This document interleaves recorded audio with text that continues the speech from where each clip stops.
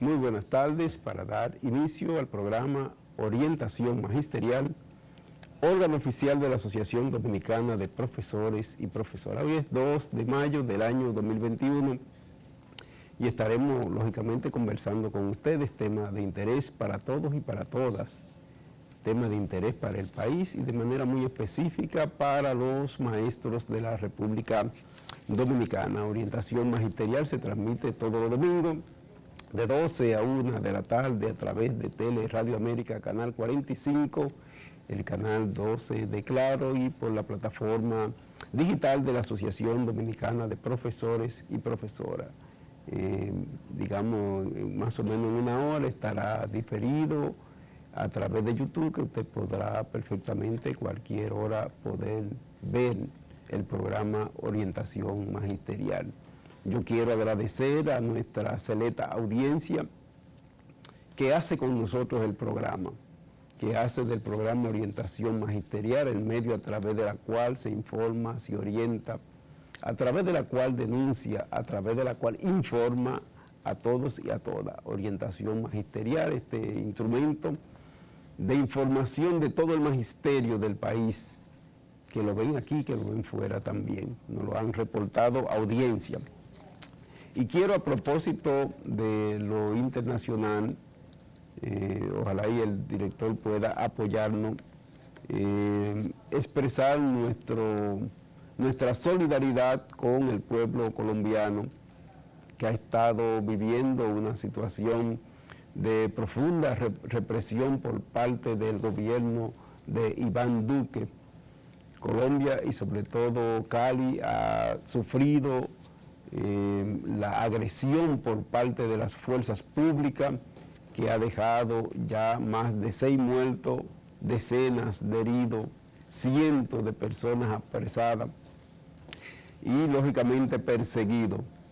Esta situación muy difícil que vive el pueblo colombiano hoy es resultado de la convocatoria al ejercicio del derecho a la protesta de un pueblo que no quiere que se lleve a cabo una reforma fiscal que incrementa los impuestos a los pobres y a las clases medias y a las clases trabajadoras, mientras deja intactos los beneficios de los grandes ricos que hay en Colombia.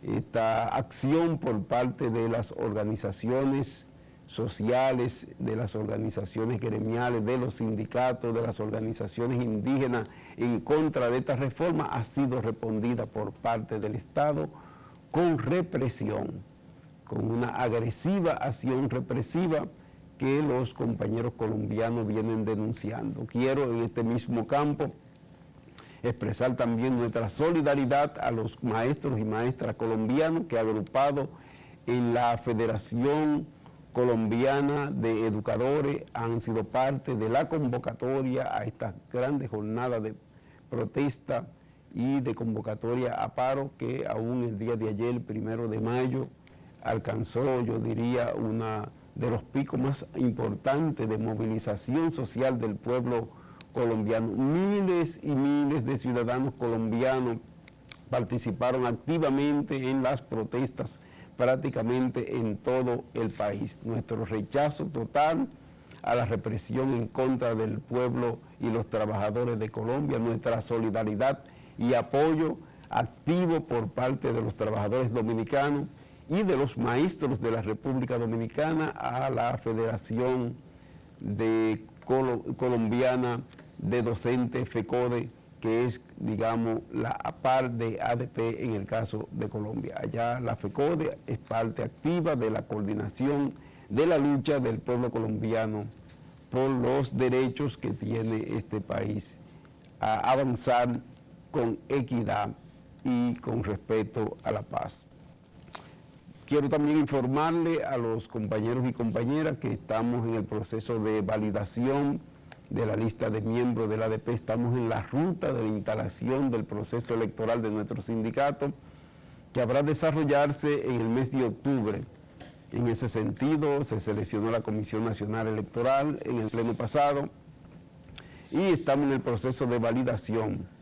Se han estado desarrollando los encuentros y asambleas en las distintas seccionales a los fines de que las unidades de base sindical y pedagógica validen la lista de miembros en cada una de las escuelas del país, las 7.352 centros educativos en donde hay en todo unidades de base sindical y pedagógica, estarán validando los miembros de nuestro sindicato. Se está utilizando, para lo que nos han preguntado, se está utilizando el padrón de las elecciones del 2018. Sobre ese padrón es que se está haciendo la validación de manera que podamos completar la lista de miembros de nuestra organización. En las elecciones del 2018, la ADP tenía registrada 108.000 afiliados y afiliadas.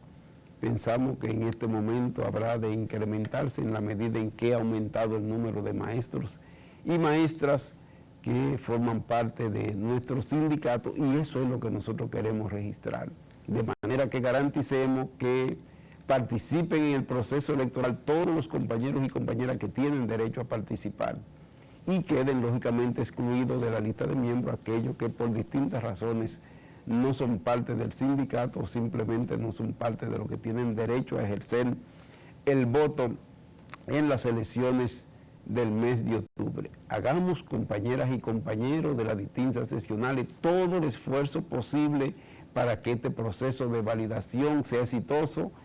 Esa es la garantía del éxito de las elecciones.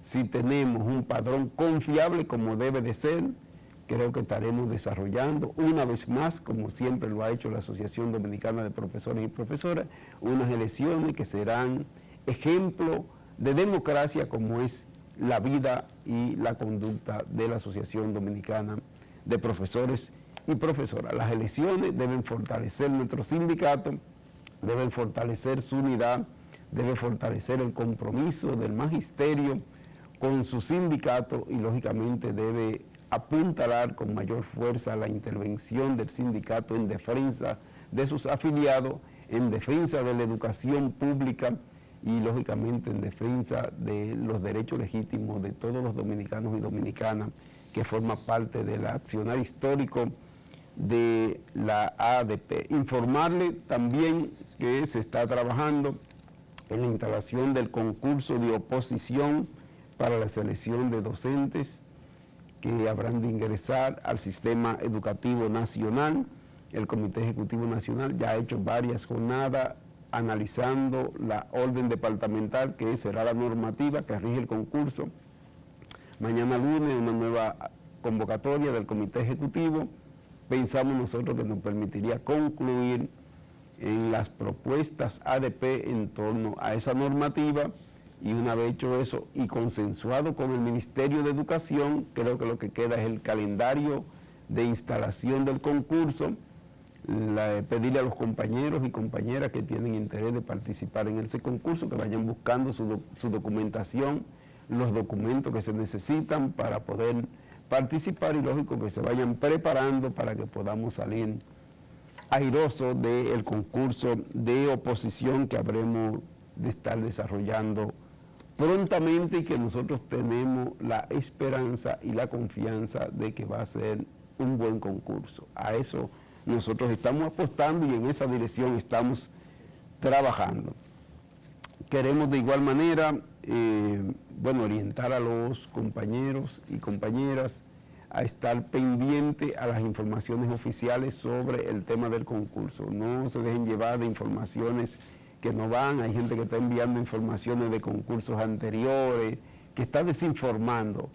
Esperen siempre la información oficial por parte del Comité Ejecutivo Nacional, que en cada momento estaremos dando en detalles lo que sería el desarrollo del concurso a desarrollarse. Informarle a los compañeros que estamos completando todas las informaciones que se requieren de la composición de unidades de base, de la reestructuración de sesional en función de que hay compañeros que han salido de las direcciones medias del sindicato y que esa información deben reportarla a la Comisión Nacional de Organización. es muy importante que estén registrados en Comisión Nacional de Organización. Si no están registradas, esa es una información que no tiene validez hasta tanto no se registre. Por tanto, no es suficiente con que se produzca un cambio de un compañero que por cualquier razón tuvo que salir de la seccional, sino además que deben reportarlo en su instrumento, en su formulario de lugar, de manera tal que la comisión, la Secretaría Nacional de Organización lo tenga registrado en su base de datos. Ayer, 1 de mayo, se estuvieron desarrollando en el país y en el mundo decenas de actividades de conmemoración del Día Internacional del Trabajo. Aquí se estuvieron desarrollando varias actividades, una que estuvo con la participación de las distintas centrales sindicales, desarrollada en uno de los salones del Infotep. Esa actividad tuvo, entre otras cosas, un intercambio con el presidente de la República, según tengo los datos, pero también una marcha que se desarrolló desde el Parque Enriquillo hasta la plaza en donde se encuentra ubicada la estatua de Mauricio Báez, el gran líder sindical Mauricio Báez. Esta marcha, su eje fundamental está en reclamar el derecho a la libertad sindical, la necesidad de reajustes salariales y otras demandas, incluido la necesidad de garantizar pensiones justas para los trabajadores y las trabajadoras, la necesidad de una revisión a fondo de la Ley General de Seguridad Social, que es uno de los componentes sensibles en la lucha de los trabajadores de la República Dominicana en el día de hoy. Yo no sé si hay un fragmento, señor director, de una intervención que en nombre de las distintas organizaciones sociales que estuvieron coordinadas ahí, hizo el compañero Juan Núñez a propósito del día 1 de mayo y qué fue lo que motivó el desarrollo de esta actividad. No sé si tienen ese fragmento a mano. Si no lo tienen, entonces queremos más bien ratificar la lucha de los trabajadores y las trabajadoras el 1 de mayo como símbolo del gran esfuerzo de lucha mundial por conquistas fundamentales de los trabajadores y sobre todo como un elemento muy importante la necesidad de continuar impulsando la unidad de los trabajadores y las trabajadoras de la República Dominicana en defensa de sus intereses. En el momento en que el gran capital hace toda una ofensiva de incremento de sus grandes beneficios, afectando de manera sensible lo que tiene que ver con los derechos de los trabajadores. La lucha por la libertad sindical hoy en el país constituye un elemento sensible. El grueso de los sindicatos que existían hace 20, 25 años hoy no están, y mucho de lo que existe están mediatizados por la intervención de la patronal. A nivel de las organizaciones gremiales, una parte existen con grandes debilidades, por lo menos nosotros, los maestros, los médicos, los ingenieros, los agrónomos, todavía mantenemos un nivel de organización de los trabajadores y las trabajadoras, y este nivel de organización debe fortalecerse, debe consolidarse. El 1 de mayo, pues, constituye para todos nosotros, los trabajadores y las trabajadoras, un punto de referencia, pero ese tema lo vamos a tratar ampliamente con una persona, compañera, Eulogia Familia, que hoy va a acompañarnos a nosotros en gran parte del programa y que estaremos viendo los desafíos que tiene para los trabajadores esta fecha tan importante para todos nosotros. Quiero también rechazar de manera contundente la agresión de que fueron objeto la población de Peralvillo y de Yamasá, que en días pasados estuvieron en una protesta pacífica en contra de la instalación de la presa de Cola en Monte Plata. El pueblo tiene derecho a protestar. No hay razón ninguna para que un amplio contingente de policías y militares agredieran a personas que solo estaban con una pancarta en la mano. y de qué forma la agredieron. Indiscutiblemente constituye el poner en manos y a favor de la Barrigol las instancias del Estado dominicano para que en vez de proteger la ciudadanía, la están utilizando para agredir la población y tratar de impedir por esa vía la protesta justa en contra de la instalación de una presa que producirá grande daño al medio ambiente en Monte Plata, con sus impactos además en las aguas, en la producción y en la vida de esa comunidad, pero además afectando de manera muy sensible todo lo que tiene que ver con el Gran Santo Domingo. En la zona en donde quieren instalar la presa de cola de la Barrigol, esa donde nacen una parte importante de los ríos de la zona, incluido el río Osama, que toca gran parte del Gran Santo Domingo. Así que estaríamos además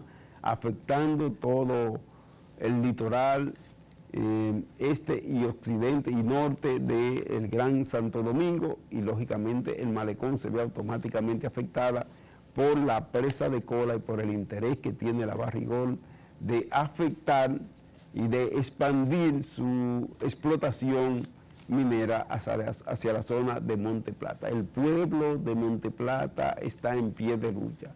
El pueblo de Monte Plata ha dicho que no se va a instalar presa de cola en Peralvillo, municipio Monte Plata, y creo que todo el país tiene que acompañar este esfuerzo de lucha del pueblo de Monte Plata, que en definitiva es una lucha por todo el país. Este mismo proceso de lucha en contra de la explotación irresponsable de mineras se está dando en Barahona con una empresa extranjera que ha querido explotar una área también muy importante en términos medioambiental. Se está dando en San Juan de la Maguana, en donde otra empresa está queriendo imponer procesos de explotación minera en áreas en donde precisamente están las nacientes de ríos importantes de todo el país. Quiero entonces en este momento pedirle, señor director, que nos hagamos una pausa para que podamos regresar con nuestra invitada, la compañera Eulogia Familia del Consejo Nacional de Unidad Sindical. Con ellas estaremos hablando sobre el 1 de mayo, sobre sus desafíos, sobre lo que representa la lucha de los trabajadores y las trabajadoras en el contexto de pandemia, pero también de imposición a nivel del mundo de modelos económicos que impactan la producción y la vida de los trabajadores y las trabajadoras de la República Dominicana. Vamos a una pausa, señor director.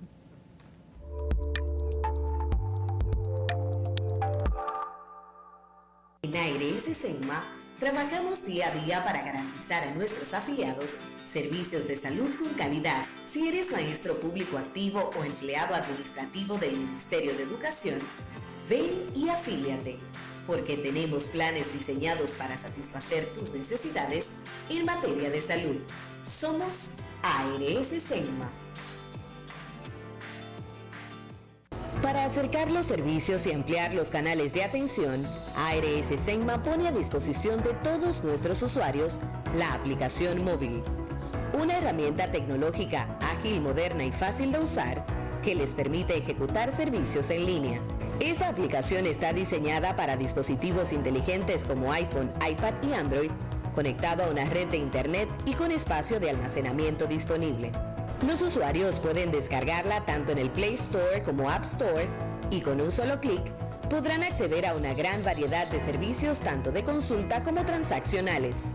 Una vez instalada, aparecerá un nuevo icono en el dispositivo con el logo de ARS Senma. Al pulsarlo, deberán crear un usuario al que podrán acceder con su número de cédula o la numeración del carnet de afiliado y su clave, rellenando algunos campos obligatorios como el tipo de afiliación. Luego de completar el proceso de registro, estará listo para consultar servicios como planes de salud, solicitudes realizadas en la app, nuestra red de prestadoras de servicios de salud, los medicamentos en cobertura, sus consumos, los dependientes o núcleo familiar afiliado, las preguntas frecuentes, los contactos de oficinas y puntos de servicio y las noticias más recientes publicadas en nuestro portal. De igual forma, el afiliado podrá hacer solicitudes y recibir respuesta por esta vía ante los servicios transaccionales como el traspaso hacia la ARS-SENMA, afiliación para titular, afiliaciones de dependientes directos, afiliación al Plan Magisterial Máximo, solicitud de reembolsos en servicios de salud, certificación de afiliación, así como también preautorizaciones médicas. Desde cualquier lugar y en cualquier momento, puedes solicitar tus servicios en línea. ¿Y tú? ¿Ya estás listo? Descárgala y simplifícate la vida con la app de ARS-SENMA.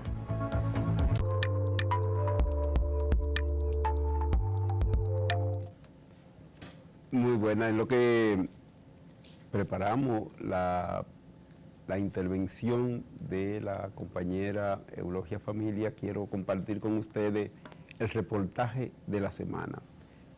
Un reportaje histórico de la Asociación Dominicana de Profesores a propósito del 51 aniversario de la ADP. Hemos querido en lo que va de año ir pasando revista a acontecimientos importantes ocurridos en el sindicato. En 1974 se produjo el primer congreso del ADP. Este congreso tiene una peculiar importancia en tanto dejó establecido el sindicato, le dejó una plataforma reivindicativa, le dejó unos estatutos, le dejó una visión sindical y organizativa y una ruta de acción que todavía hoy el estatuto, la plataforma programática del sindicato siguen siendo la que dejó el primer congreso de la ADP. Quiero entonces compartir con ustedes este reportaje que nos permite pasarle revista a un hecho histórico trascendente para la ADP. Veamos.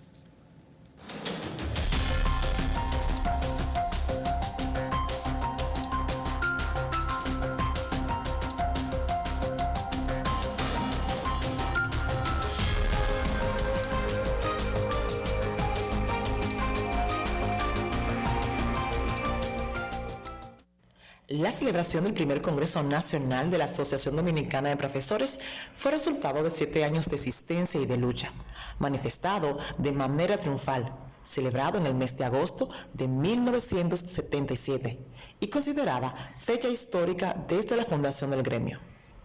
A pesar de las grandes dificultades, tanto ideológicas como materiales a las que se enfrentó el sindicato, realizar este magno evento, considerado como punto de referencia y un paso de avance para el gremio magisterial y la educación nacional, logró contribuir a reconocer y afianzar el desarrollo que había logrado desde su creación. Para llevar a cabo este primer congreso, la ADP tuvo que enfrentar todo tipo de vicisitudes, donde los maestros fueron sus principales protagonistas. Una actividad coordinada con la finalidad de institucionalizar de forma definitiva al gremio, como el Sindicato Nacional del Profesorado. Este evento educacional contó con decenas de delegados de organizaciones de distintos países, así como entidades magisteriales y sindicales de todo el mundo, lo que proporcionó mayor proyección a la actividad. En este primer Congreso Nacional se aprobó la línea general y programática, la línea organizativa y el estatuto, así como el reglamento electoral y disciplinario, además de los programas de lucha del sindicato. Dentro de las líneas organizativas, la ADP decidió transformarse en un sindicato único, con una línea y un solo programa, un solo estatuto y un solo centro de mando, el Comité Ejecutivo Nacional.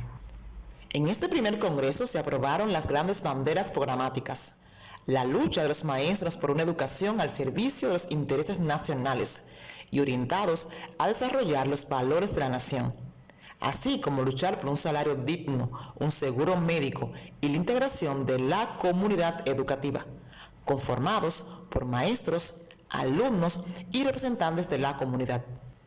El Comité Ejecutivo Nacional, elegido en este primer congreso, estuvo representado por Conrado Matías como secretario general, Rafael Santos, secretario de Organizaciones, José Antonio Ayal, secretario de Finanzas, Juan Medina, secretario de Reclamos y Acción Reivindicativa, También fueron elegidos como secretario de Educación Sindical a Celio Guerrero y secretario de Relaciones Internacionales a Juan Castillo. Humberto Morrobel fue elegido secretario de Prensa y Propaganda, además de Juan Manuel Taveras, secretario de Asuntos Técnicos y Documentación. A Hernán Sánchez, secretario de Acta y Correspondencia.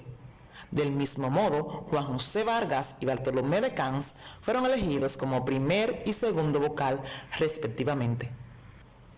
Como cita el profesor Rafael Santos en su libro 30 años de gremialismo magisterial en República Dominicana, el Congreso no solo puso fin a la etapa de independentismo y localismo que tantas dificultades ocasionó a la institución, sino que logró sintetizar, elevar y combinar la firmeza de la lucha social y reivindicativa, como el salario, el seguro médico y el escalafón magisterial, con las demandas de interés general de la escuela y la sociedad, como el desayuno escolar, reparación y construcción de aulas, el carácter científico de los libros de textos y el respeto a las libertades públicas e institucionales democráticas.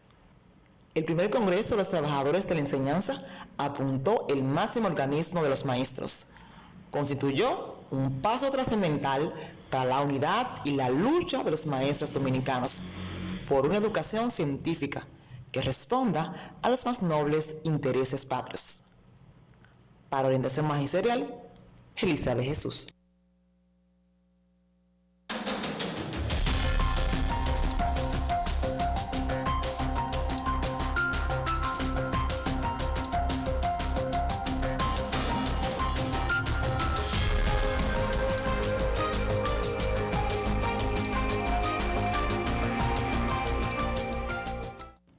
Con nosotros, Eulogia Familia, a quien le damos las buenas tardes, ya de tarde. Eulogia. Con Eulogia vamos a estar hablando del 1 de mayo y los desafíos que representa para los trabajadores en esta coyuntura que nosotros estamos hablando. Eulogia, ¿cómo ve usted esta fecha? Y más que la fecha, el contexto en que viven los trabajadores en este momento. Bueno, el 1 de mayo se viene conmemorando ya desde los acontecimientos de 1886, hace 135 años. Pero fíjate que la razón que generó en principio esa movilización y esos acontecimientos históricos fue fundamentalmente la reducción de la jornada de trabajo, la situación de esclavitud en que vivían los trabajadores. Y no creemos que a la fecha haya cambiado eso totalmente, aunque se estableció finalmente una jornada de 8 horas de trabajo. Todavía hay sectores laborales que los trabajadores y las trabajadoras laboran más de 8, laboran hasta 12 horas y en muchos casos no le pagan el extra, sino que hay ciertos empleadores que le hacen fraude a los trabajadores con las horas. También en las condiciones, digamos, de trabajo decente, hay muchas violaciones y desconocimiento a los derechos de los trabajadores y las trabajadoras, porque después vino el derecho a la libertad sindical, a la negociación colectiva. Todos estos elementos son violados y desconocidos. Lo que se buscaba finalmente era que el sindicato y los derechos de los trabajadores fuesen considerados como parte de la democracia, de la vida de un país con derecho de acceso.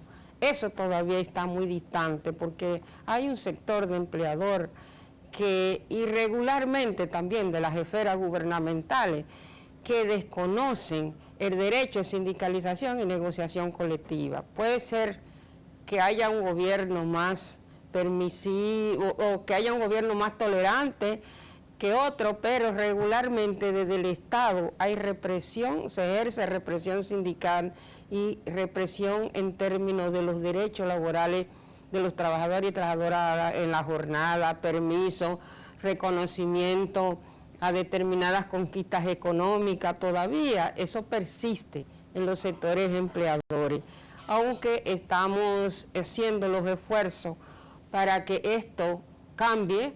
digamos que en la coyuntura que hay un nuevo gobierno, también estamos impulsando en ese nuevo gobierno que todas esas condiciones y actitudes que del pasado venimos arrastrando sobre la negación de derechos, pues puedan cambiar en las condiciones de derechos de vida de los trabajadores y el acceso a los derechos económicos que tienen los trabajadores, de acuerdo a la canasta familiar, el derecho al acceso a la salud, por la seguridad social, la seguridad y la salud en el trabajo, que también es importante. En fin, que estamos en un proceso de impulsar unas reformas profundas para que se respeten los derechos de los trabajadores y las trabajadoras y su reconocimiento también. Hay una preocupación permanente respecto a los niveles de organización actual, ¿verdad?, de los trabajadores en la República Dominicana y la negación a la libertad sindical.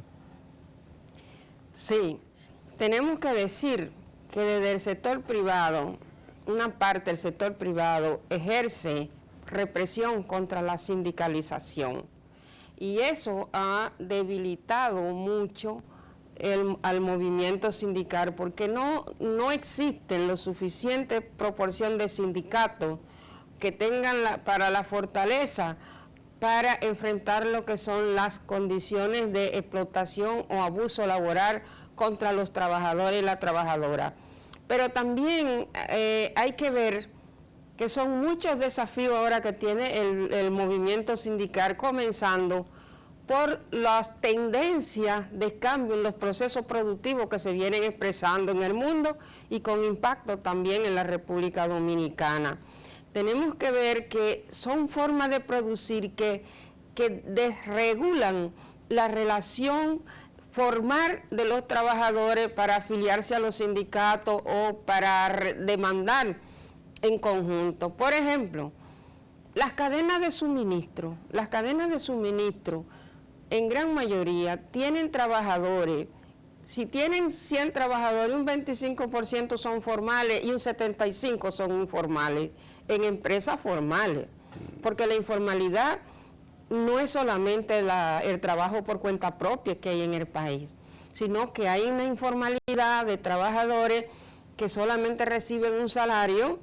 Eso se da también en el área de la hotelería y que no tienen otra protección, como también están las trabajadoras domésticas en esa condición. ¿Qué es lo que pasa? Que las cadenas de suministro son unos encadenamientos productivos que también se relacionan a través de la tecnología. Y eso hace que el trabajador se desconecte tanto de un módulo de producción a otro o de un país a otro. El fin es que eso tiene mucho que ver con lo que son estas formas tecnológicas, como con el teletrabajo, el trabajo por online, ese trabajo de, por ejemplo, el comercio por online, el trabajo de los call centers, y todo esto son formas de trabajo que disgregan a los trabajadores. Entonces el movimiento sindical tiene que tener una estrategia también para organizar a los trabajadores y las trabajadoras en medio de lo que es esta revolución tecnológica y que tiende a individualizar el trabajo que se realiza. Y puede ser también el trabajo desde el hogar con el teletrabajo, que el teletrabajo no es solo del hogar, puede hacerse del hogar, tú puedes hacerlo hasta de tu carro. El teletrabajo se hace de diferentes maneras, pero regularmente y después de la pandemia, que esto apresuró esa forma laboral, entonces se está realizando mayoritariamente del trabajo, desde el hogar. ¿Qué es lo que pasa? El país no tiene política de conciliación de trabajo y familia. Resulta que el trabajador o la trabajadora desde el hogar tiene una carga que le presiona, además del trabajo remunerado que realizan, tiene también las responsabilidades familiares encima. Pero también hay un consumo mayoritario en el hogar porque la persona permanece más tiempo en la casa. y consume más agua, consume café, consume té, alguna picadera entre comida, consume la comida y también los insumos de higiene. Todo eso ahora lo carga el costo del salario del trabajador o la trabajadora, además de la energía, el internet, los software y todos los accesorios que se necesiten para trabajar.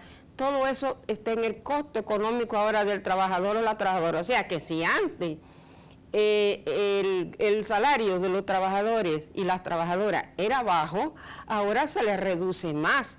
Entonces, estos son elementos que hay que considerar. El teletrabajo no está todavía en República Dominicana reglamentado con todas las necesidades que debe incluir. Hasta ahora hay un reglamento del Código de Trabajo que nos parece bien que el ministro de Trabajo hizo estos esfuerzos ajustándolo al código. Ahora, aquí tiene que haber una ley de teletrabajo que recoja lo que es todos los inconvenientes, todas las necesidades que conlleva ese trabajo, porque el teletrabajo no va a ser un asunto solo de la pandemia, esto va a continuar, porque ya eso se venía haciendo y sabíamos que en un tiempo la tecnología iba a obligar una nueva forma de trabajar, de producir, aunque ahora se aceleró, pero desde luego los empleadores ven en esto menos costos económicos de producción y lógicamente el trabajador o la trabajadora tiene que cargar la corresponsabilidad familiar y los cuidados. Tiene que la seguridad social asumir esto para que el trabajador o la trabajadora que lo hace desde su hogar tenga quién o dónde llevar a la familia, a los niños que le cuiden, a los envejecientes, porque no es solo niños y niñas, también están las familias envejecientes, los enfermos que se cuidan en el hogar y que quien está trabajando no puede asumir esa tarea. Entonces también se crean una serie de riesgos psicosociales, tensiones, enfermedades de ansiedad, cuestiones que terminan afectando psicológicamente al trabajador o la trabajadora por la sobrecarga que está llevando y las presiones a las que está sometida constantemente entre familias. Inclusive la privacidad del hogar se interrumpe muchas veces y hasta el problema entre familias termina repercutiendo en la labor que se viene realizando mediante el teletrabajo. Otra cosa es que el teletrabajo, después que habíamos avanzado bastante en la erradicación del trabajo infantil en el país, está retomando otra vez fuerza porque se está utilizando a menores en el manejo de la tecnología para hacer pedidos, para hacer mensajes. Imagínate, ahora tuve una serie de jóvenes desde Los Colmados en los barrios cargándole a las personas a su hogar mercancía y en fin, que hay que hacerle una revisión, hay que actuar esto con cuidado y es una importancia de que el gobierno se ocupe de que en el país haya una ley que regule el teletrabajo tomando en consideración las necesidades de organización sindical, las necesidades medioambientales, de salud e higiene, de salud y seguridad en el trabajo y de higiene también, porque fíjate bien, si una persona es diabética, un trabajador o trabajadora diabética, tiene problemas en los riñones, tiene problemas también otros que pueden ser de alta presión, su permanencia constante frente a una computadora, sin caminar, sin moverse, sin tenerla, sin que el cuerpo pueda un poco quemar todo lo que son esas energías necesarias para la salud, también eso termina afectando más, profundizando el deterioro de la salud de esos trabajadores y trabajadoras. Entonces, por eso se requiere que la salud y la seguridad sea algo muy importante a considerar en el teletrabajo, por las cuestiones del medioambiental, por las cuestiones que tienen que ver con la misma vida del trabajador o la trabajadora.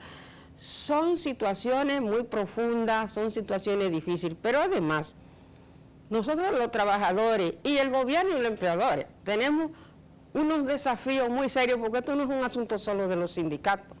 Tenemos unos desafíos muy serios en lo que son estas transformaciones económicas. ¿Cuáles son esos desafíos? Nosotros estamos luchando por el trabajo con igualdad. Hay un desafío que hay que llevar de la desigualdad a la igualdad a los trabajadores y las trabajadoras, que no solo la igualdad de género, esa es una.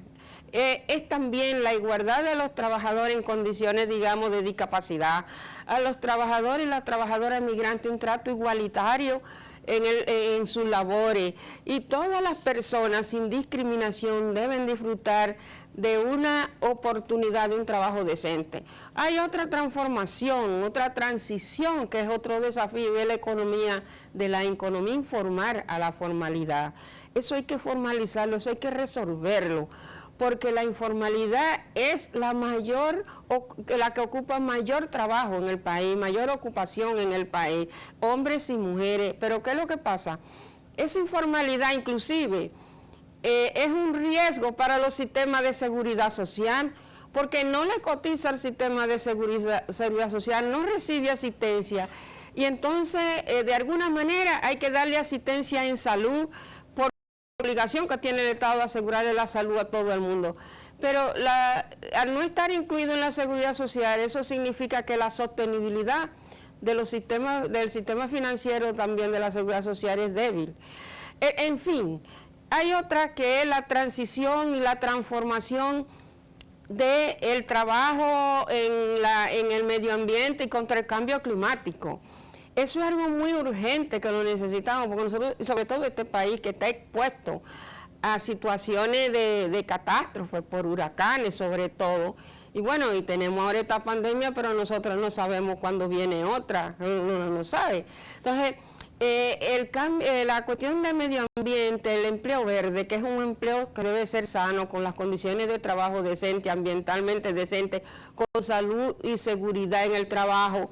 Todas estas cuestiones son desafíos que tiene la producción nacional, en la que el diálogo social y el diálogo tripartito jugarán un papel importante, pero sobre todo las políticas públicas que el gobierno impulse, y la cuestión del compromiso del sector empresarial de asegurar que tengamos un país con trabajadores en desarrollo productivo, con empleo productivo, pero con trabajo decente. Y también una parte con la que tienen que verlo el magisterio, y es la parte de la transformación de la educación con formación técnico-profesional, de que los jóvenes puedan salir de la escuela a trabajar por la educación técnico-profesional, y que ese primer empleo también sea con seguridad de protección laboral en sus derechos. No diga que porque trabaja por primera vez no puede estar en seguridad social unos meses, o que hay que pagarle un salario más bajo. No, es que tengan la garantía. Esa transformación que amerita, bueno, veo que el Infotep ha asumido todo un proceso de encuesta para saber cuáles son las necesidades, y que está impulsando eso, y pienso que el Ministerio de Educación y la ADP como sindicato deben estar en esos esfuerzos también, para que las universidades y los institutos tecnológicos del país veamos las prioridades que necesitan nuestro sector productivo en materia de empleo, pero al ver esas prioridades también las necesidades de los trabajadores que se van a emplear en ese sector productivo. Es mucho desafío, pero el principal en el orden organizativo y sindical que debemos ver es cómo vamos a organizar los trabajadores en la tecnología y en la informalidad. ¿A dónde vamos a instalar el sindicato? ¿Volvemos al sindicalismo de oficio y profesional, o vamos a organizar al trabajador o la trabajadora desde su casa con la familia? Esas son cosas que son puntos de análisis actualmente, y en el que estamos involucrando sobre todo a la juventud, porque la mayoría de estos trabajadores y trabajadoras son gente de edades jóvenes que están insertándose en el trabajo. Hay un debate en el Congreso Nacional sobre la reforma a la Ley de Seguridad Social. He visto propuestas varias, una de ellas que está planteando subir los aportes de los trabajadores. Si el aporte mensual de los trabajadores, subirlo a 9.97, a 15% de su salario, pero también está planteando incrementar la edad de retiro. ¿A usted qué le parece esa propuesta? Bueno, ¿Y qué están proponiendo las centrales? Pero subir los aportes y aumentar la edad de retiro, sí. O sea, eso es una visión siempre empresarial, que la carga debe ir al trabajador y no asumir el costo social de la empresa. La empresa tiene que asumir su costo social, porque esa paz social y esa democracia que disfrutan los empleadores para invertir es sobre la base de que se tengan las condiciones necesarias de vida y salud para que los trabajadores y las trabajadoras tengan tranquilidad.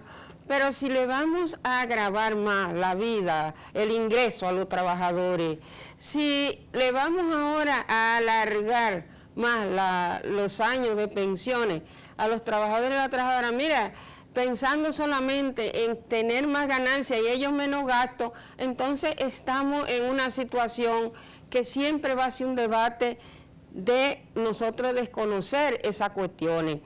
Aquí se está hablando también de una reforma fiscal y el pacto fiscal, y ayer el presidente lo planteó en este 1 de mayo. Fuera bueno que hiciéramos una revisión de cuál es el costo que tiene el salario del trabajador para poder mantener a su familia.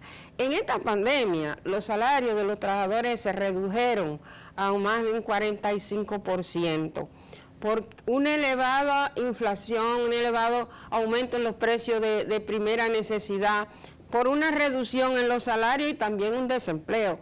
Pero sobre todo sabemos que aquellas empresas que han sido subsidiadas por el gobierno, no todas cumplieron con pagarle el salario completo a sus trabajadores. Entonces, esas cuestiones nosotros tenemos que verlas porque aquí no puede ser que el sector financiero de la salud y el comercial de la salud y financiero de las pensiones sean los que siempre se estén sirviendo con la cuchara grande. Ay, ¿por qué no hacen una oferta de también bajar las cotizaciones a las pensiones o de favorecer que los trabajadores accesen a las pensiones con menos edad también? Pero puede ser. Pero bueno, digamos que como está 160 cotizaciones, ok.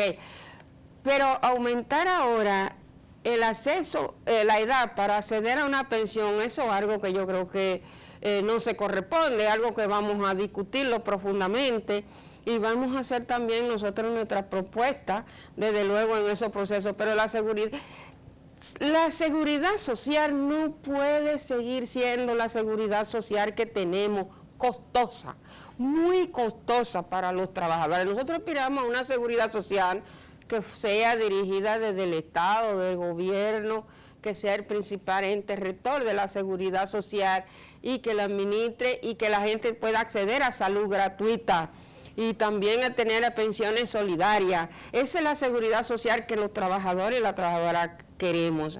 Ahora, el COVID demostró que la seguridad social que nosotros tenemos es ineficiente, que no estuvo en capacidad de enfrentar la situación de desprotección de los trabajadores y de desempleo en el marco de la pandemia. Y por eso es necesario que revisemos esos sistemas de seguridad social que tenemos y que hagamos una seguridad social más humana, menos comercial y no financiera. Muy bien. Gina, se nos ha acabado el tiempo. Una excelente intervención que usted ha hecho sobre distintos aspectos vinculados al 1 de mayo y los desafíos que tienen los trabajadores y las trabajadoras.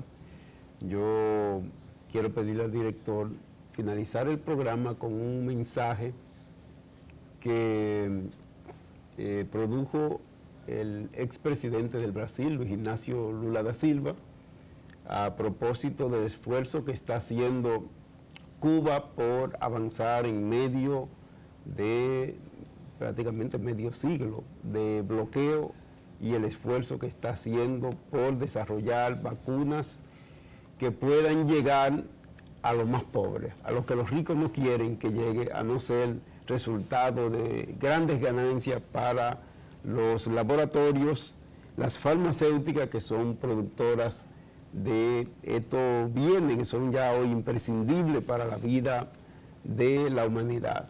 Director, si usted tiene el mensaje de Lula, con esto nosotros estaríamos finalizando el programa de hoy. A los maestros y maestras que nos acompañan, al pueblo general que ve nuestro programa, el próximo domingo estaríamos en una nueva versión del programa Orientación Magisterial. Veamos. Cedemos la palabra al compañero Luis Inácio Lula da Silva, expresidente de la República de Brasil y líder del Partido de los Trabajadores. Compañeros y compañeras de Cuba, en este día, 1 de mayo, quiero expresar toda mi solidaridad y todo el respeto que siento por el pueblo cubano y también expresar mi solidaridad con todos los trabajadores que integran la CTC en Cuba. Expresar mi solidaridad con la lucha de resistencia que Cuba libra desde hace 60 años, luchando contra el bloqueo de los países capitalistas contra Cuba, y a pesar de ello, Cuba ha vencido una etapa importante en su lucha de resistencia y de consolidación de la soberanía nacional de ese país extraordinario. Quiero expresar mi solidaridad porque Cuba es un ejemplo para toda América Latina y para todo el mundo de que es posible que el pueblo resista sin venderse ni rendirse ante la presión de los países ricos. Mis felicitaciones al presidente Díaz-Canel y a todo el gobierno cubano por la resistencia, por el ejemplo de lucha. También quiero felicitar al pueblo cubano por el esfuerzo titánico para lograr las vacunas necesarias para que podamos vernos libres del coronavirus.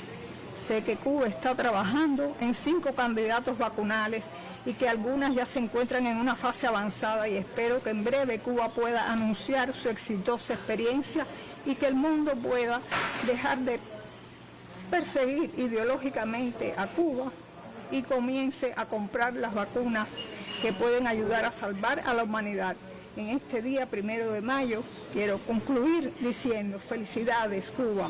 Estoy orgulloso del pueblo cubano y de los trabajadores cubanos, y estoy convencido de que Cuba continuará siendo un ejemplo de lucha y de resistencia durante muchas décadas en nuestro continente. Un abrazo, feliz 1 de mayo y vivan los trabajadores de Cuba.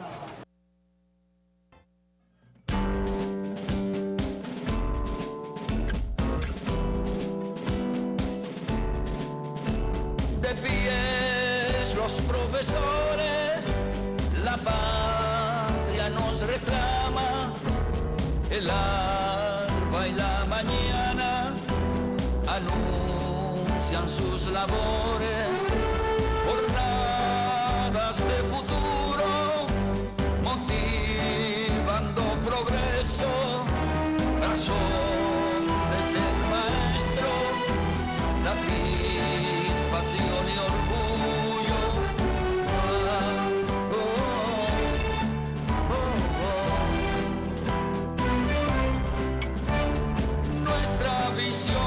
Sembrar conciencia y sabiduría, poner la noche y el día en la misión de enseñar. Dos cosas son del maestro, la lucha y la formación, y a donde vaya su ejemplo, allá irá la educación.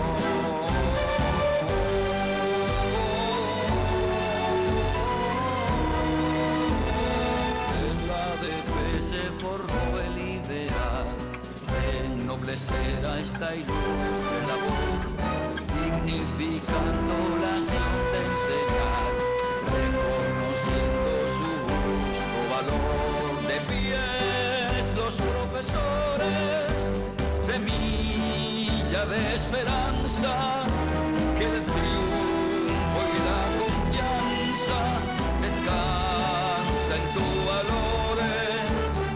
Nuestra visión es sembrar conciencia y sabiduría, poner la noche y el día en la misión de enseñar. Dos cosas son del maestro,